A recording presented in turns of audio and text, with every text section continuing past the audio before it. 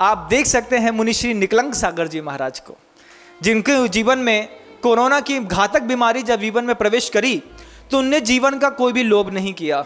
शौच धर्म देखना है तो मुनिश्री निकलंक सागर जी महाराज के जीवन से प्रेरणा लेने वाली चीज है। मुनिश्री धीर सागर जी महाराज के जीवन से प्रेरणा लेने वाली चीज है। मुनिश्री प्रवचन सागर जी महाराज के जीवन से प्रेरणा लेने वाली चीज है। बंधुओं, ये शौच धर्म कि जीवन का थोड़ा भी लोभ नहीं किया।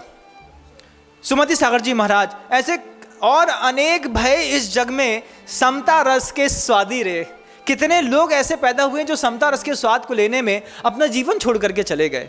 जब मुनिश्री प्रवचन सागर जी महाराज को कुत्ते ने काटा था कमर में, हम जंगल से लौट रहे थे, महाराज को उस समय कुत्ता वो निशान लगा करके चला गया। निर्णय सागर जी महाराज उस निशान को उसी समय अमरकंटक में पानी से धो रहे थे। गुरुदेव से जाकर के बताया, गुरुदेव ने कहा विकल्प नहीं करो। हम प्रवचन सागर जी महाराज कहते हैं हमें कोई विकल्प नहीं है, हमें तो बस इतना विकल्प हो रहा था कि आपको कोई विकल्प ना हो। शिष्य क्या बोलता है गुरु से, हमें अपने जीवन का कोई विकल्प नहीं है, मैंने तो बस इसलिए बताने आया कि आपको कोई विकल्प ना हो। तब भी गुरुदेव ने यही कहा, क्या है जगत काय स्वभावो व संवेग वैराग्यार्थम, इसका सूत्र का चिंतन करो, इसकी माला फेरो। दूसरे साधुओं ने कहा महाराज इंजेक्शन लगवा दीजिए। गुरुदेव कहते हैं अहिंसा सर्वभूतानाम जगत विदितम ब्रह्म परमम। ये सूत्र एक श्लोक बोल करके छोड़ दिया। हमारी माँ, हमारा प्राण, हमारा धर्म, हमारा परमात्मा अहिंसा है, मैं उसको नहीं छोड़ सकता, आप देख लीजिए। प्रवचन सागर जी महाराज से दूसरे साधु ने कहा गुरुदेव आज्ञा नहीं देंगे, आप लगवा लो। वो बैठ करके बोलते हैं भैया अहिंसा भूतानाम जगत विदितम ब्रह्म परमम। ये शब्द उन्होंने भी कह दिए और उन्होंने भी छोड़ दिया। बात आई गई हो गई। निकले जब कर्म का उदय कटनी में दिखाई दिया। बंधुओं, कभी भी जीवन का लोभ नहीं किया। उन्होंने पत्र लिखा था कि मैं निर्णय सागर जी महाराज की सेवा के लिए आपकी आज्ञा से यहाँ पर आया और आपकी आज्ञा से जिनकी सेवा करने के लिए आया था उनकी सेवा तो नहीं कर पाया, वे खुद मेरी सेवा कर रहे हैं। मैं आपका अभागा प्रवचन कि आपके शब्दों का अनुपालन न कर पाया, इस बात का खेद मुझे अगली पर्याय में भी रहेगा। ये शब्द थे महाराज प्रवचन सागर जी महाराज के, जो उन्होंने अपने खुद के हाथ से लिखे थे। शौच धर्म क्या दिखा रहा है? शौच धर्म दिखा रहा है कि साधु कितना निरीह है अपने जीवन के प्रति।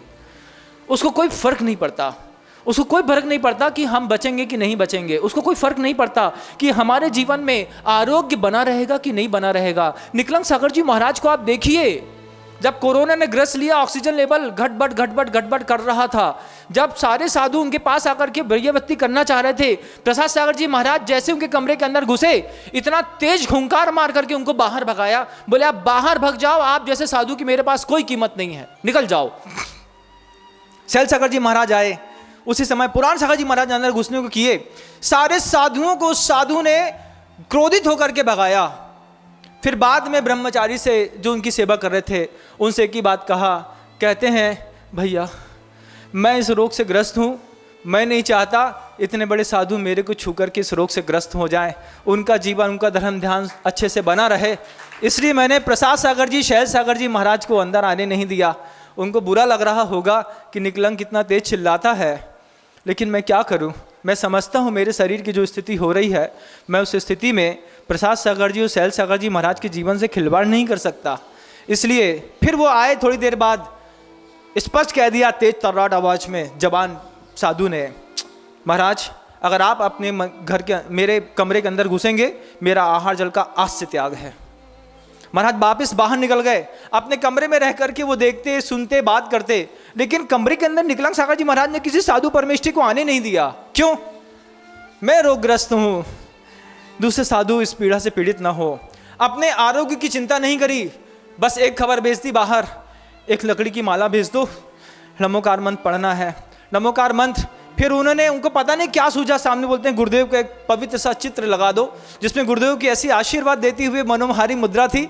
वो उसको देखते रहे दिन भर, पूरी रात नमो हरिहंताणम नमो सिद्धाणम नमो हरिहंताणम नमो सिद्धाणम पढ़ते रहे। और इसी शौच धर्म का पालन करते करते सुबह सुबह उस साधु ने बिल्कुल समता परिणाम पूर्वक आचार भगवंत की जय बोलते हुए अपने प्राण का त्याग कर दिया। ये है प्रकष्ट प्राप्त लोभान निर्वृत्ति शौचा, ये धर्म है बंधु। इसको साधु अपनी जान दे करके पालता है। इसलिए साधु गवेशक है उस पल के लिए, मौका मिलेगा कभी चूकेंगे नहीं। सिर्फ वाणी का शौच धर्म नहीं है बंधुओं, अंतरंग से है कि जब कभी भी जीवन में इस तरीके कभी कोई परिस्थितियां खिलवाड़ करेगी, हर साधु अपना रंग दिखाएगा, बताएगा शौच धर्म की पवित्रता क्या होती है।